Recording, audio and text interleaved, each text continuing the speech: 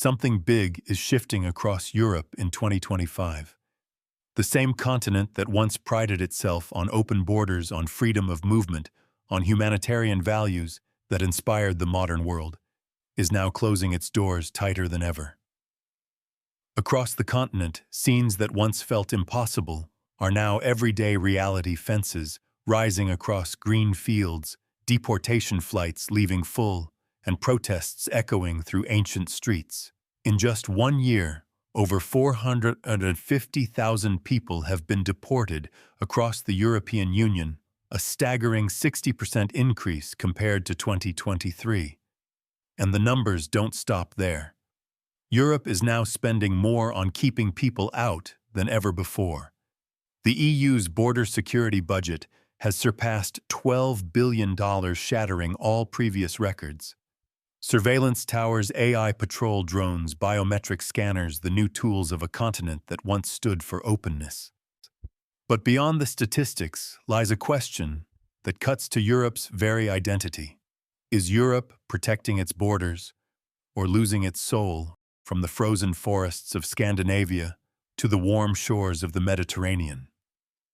Governments are rewriting immigration laws, tightening asylum rules, and sending thousands back to countries they once fled.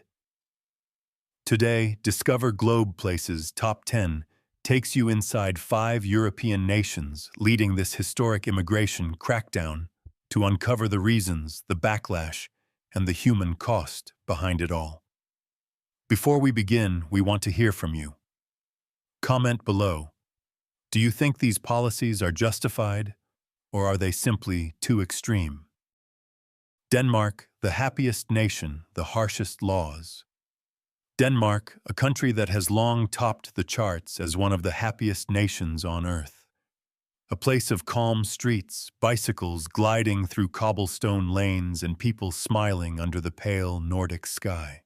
But behind that fairy tale image, in 2025, Denmark has become one of the strictest countries in Europe when it comes to immigration. A paradox that makes the world pause and ask, how can one of the happiest countries make those seeking happiness feel so unwelcome? In 2025, the Danish government officially enforced what it calls a zero asylum policy, meaning it will accept almost no new refugees except under the most exceptional circumstances. If you arrive by boat, by land, or simply by hope, chances are you won't be staying. And where will you go instead? Rwanda, Africa. Under a $250 million agreement, asylum seekers arriving in Denmark are relocated to Rwanda for their applications to be processed, a polite way of saying outsourcing compassion. The government claims it prevents dangerous sea crossings and eases the burden on a small nation. But human rights groups describe it as deportation, outsourcing, a crack in the image of the world's most humane country. For those who remain, life isn't easy either. Denmark has established integration zones, designated areas where migrants are required to live for several years. They must attend Danish language classes, cultural orientation programs, and comply with strict residency rules before being allowed to move freely. The government calls it a way to ensure social cohesion. But many immigrants describe it as an invisible wall where they're trapped between two worlds, unable to go back, yet never truly belonging. In 2025, only about 900 asylum applications were approved, the lowest figure in the entire European Union. Yet 76% of Danish citizens support these tough measures. For them, it's a way to preserve safety, order, and the peaceful life that Denmark is famous for. On the tidy streets of Copenhagen, life seems as calm as ever. People sip coffee, cycle by the canals, and chat by the windows glowing with warm light. But somewhere in the crowd there are quiet eyes watching the future, anxiously wondering if they'll be allowed to stay or if they'll be on the next flight out of this so-called paradise. And that haunting question still lingers over the Nordic sky. Can a country still be called the happiest on earth when its compassion is outsourced? Mediterranean gateway turned fortress. The story begins in Lampedusa, a small Italian island where the blue of the Mediterranean meets the cries of those who cross it. For decades, rescue boats have arrived here at dawn, packed with men, women, and children who risked everything for a chance at safety. Italy was once called the heart of Mediterranean humanity. But in 2025, that heart has turned into a fortress. In 2024 alone, more than 180,000 people crossed the sea into Italy, a record-breaking wave that overwhelmed the country's ports, shelters, and coast guards. By the following year, the government decided it could no longer cope. The result, one of Europe's boldest and most controversial immigration responses.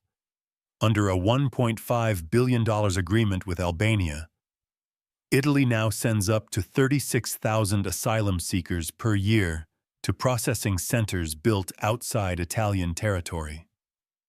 There, their cases are reviewed far from Rome, far from European soil. For supporters, it's an act of control and efficiency. For critics, it's the quiet end of Italy's long tradition of compassion at sea. But the crackdown doesn't stop there. In 2025, Italian authorities seized more than 200 migrant boats in just 6 months, the highest number ever recorded. Many of them were small, fragile fishing vessels now left stranded along the coast like ghosts of broken dreams. And for the humanitarian NGOs that once rescued people from drowning life, has become just as dangerous. New laws now impose fines of up to $1 million or even 5 years in prison for bringing rescued migrants to Italian shores without permission. Officials argue this will deter human smuggling, but aid workers say it criminalizes compassion itself. Public opinion, however, tells another story. 68% of Italians support the government's new measures, saying the country is overwhelmed and needs to regain control. Yet the Vatican and numerous faith-based groups have spoken out, reminding Italy of its deep spiritual legacy, a land where mercy once defined strength. As the sun sets over the harbors of Sicily and the waves lap quietly against empty docks, one can't help but feel the tension between duty and empathy, between order and humanity. Italy, a nation once known for rescuing strangers at sea, now stands watch as Europe's cold gatekeeper. And the question that drifts across the Mediterranean wind remains. When compassion meets politics, who wins? Poland, the wall that changed Europe. At the far edge of Eastern Europe, where forests stretch endlessly and fog hangs low in the morning air, lies a border that has changed the face of a continent, the 400-kilometer frontier between Poland and Belarus. For years, this quiet region was little more than farmland and trees. But in 2025, it has become the stage for what many call a hybrid migration war.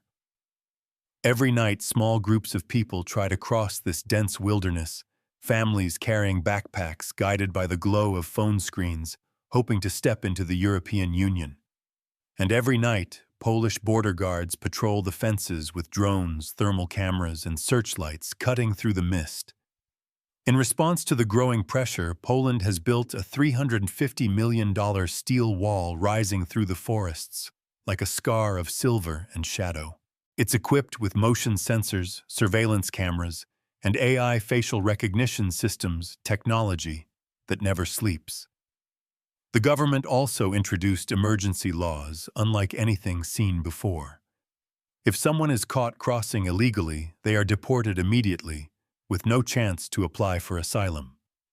And every month, mass deportation flights take off around 5,000 people, sent back to destinations in Africa, the Middle East, and South Asia. The results are staggering. Illegal border crossings have dropped by over 80% since the wall went up. And among ordinary citizens, support for these measures runs deep. 82% of Poles say they want even tougher controls. The message, repeated again and again, is simple and firm. Our country, our rules. But not everyone sees the same victory. Humanitarian groups and EU observers have warned that such rapid expulsions violate international asylum conventions. Yet for many in Poland, the wall represents not cruelty, but protection, a way to feel safe after years of tension and uncertainty. As the sun sets behind the towering steel fence, the metal glows red in the fading light. Birds return to their nests, the forest grows quiet, but beyond the wire, lives continue in motion, searching for a place to stop. The wall may have reduced crossings, but it has also raised another question, one that echoes far beyond Poland's borders. Is this the future of Europe, walls instead of bridges too? Sweden, from open arms to iron fists. There was a time not too long ago when Sweden was known as Europe's most welcoming heart. Between 2015 and 2023, this peaceful Nordic nation opened its arms to more than 1.2 million refugees, offering shelter, safety, and a chance to start over. For many, Sweden symbolized hope, a land of equality, quiet kindness, and second chances. But in 2025, that image has changed dramatically. The country that once said, "Welcome," is now enforcing Operation Clean Sweden. Its goal, 50,000 deportations a year, a figure that would have been unthinkable just a decade ago. Under the new policy, all social benefits for undocumented residents have been cut off. No more free housing, no health care, no welfare support, not even for families with children. The message is clear: if you don't have legal status, you can no longer rely on the Swedish safety net. But what shocked the world most was something else: the sight of immigration officers entering schools, checking student records, and identifying undocumented children. Images of classrooms filled with fear spread across international headlines, sparking outrage and disbelief. For a nation built on equality and trust, it felt like a wound to its very soul. So what caused this transformation? Behind the policy lies a crisis few saw coming. In 2024 alone, Sweden recorded over 1,300 shootings, many linked to gang violence and organized crime tragedies, that shook cities like Stockholm, Gothenburg, and Malmö. As fear spread, the public began demanding safety above all else. And now 72% of Swedes say they support stricter immigration enforcement, believing it's the only way to restore peace. The slogan echoed across news screens and conversations alike: Sweden must be safe again. Yet as fences rise and communities divide, one can't help but wonder, is safety worth the cost of compassion? When a nation once admired for fairness starts turning people away, it leaves behind not just deportation lists, but questions that cut deep into its identity. And so the question lingers in the cold Nordic air: can a country famous for equality still draw lines of exclusion? France, the Great Expulsion, Paris, 2024. The city of lights burning. Flames flicker on the edges of protest signs, the air thick with smoke and sirens. Cars overturned migrant camps, dismantled police lines cutting through narrow streets. For a moment, it feels as if France, the land of liberty and human rights, is standing at war with itself. By 2025, that unrest had transformed into one of the largest deportation campaigns in modern European history. More than 100,000 people were expelled from France in just 1 year, double the number from 2023. Among them, 15,000 had criminal records, while thousands of others had lived in France for years, working quietly in construction sites, kitchens, and delivery vans, until their permits expired and their futures vanished overnight. It's part of what the government calls a zero-tolerance program, a system that leaves no room for exceptions. If your asylum claim is denied, you leave. If your visa expires, you leave. If your presence is deemed a threat, you leave. Under the new policy, asylum applications from Algeria, Morocco, and Afghanistan are no longer accepted. 50 migrant camps from the outskirts of Paris to the port cities of Calais and Marseille have been dismantled completely. Families relocated, shelters emptied. Across official statements and press conferences, one phrase repeats again and again: France for the French first. The reason behind it all traces back to a year of tragedy and chaos. After a wave of riots and violent unrest in 2024, France tightened its borders, claiming it was time to restore order and protect its citizens.